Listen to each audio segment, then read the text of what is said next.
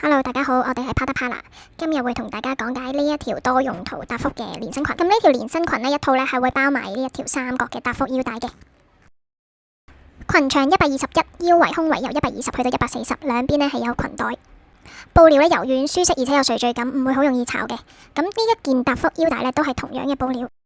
咁首先阿 Pa 就會示範第一個着法，就係當佢一個披肩搭幅咁樣。咁披咗喺肩膊上面之後呢，打一個小結啦。然之後咧，整理一下佢嘅 shape，咁就會有一個好休閒風嘅披肩。片入邊呢一隻係灰綠色啦，咁樣去着配搭呢，就會顯得更加休閒啦。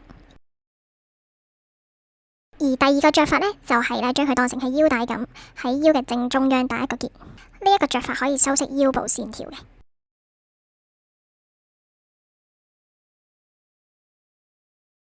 而第三個着法呢，就係多啲變化喺腰側度綁結。咁樣着嘅時候呢，除咗修飾腰部線條，同時亦都可以呢，令到個腋位呢喺視覺上面睇落細啲，小秘訣嚟嘅呢個 oversize 嘅 T 恤裙呢，着落去真係又舒服又輕鬆啦，建議可以襯波鞋同埋長襪。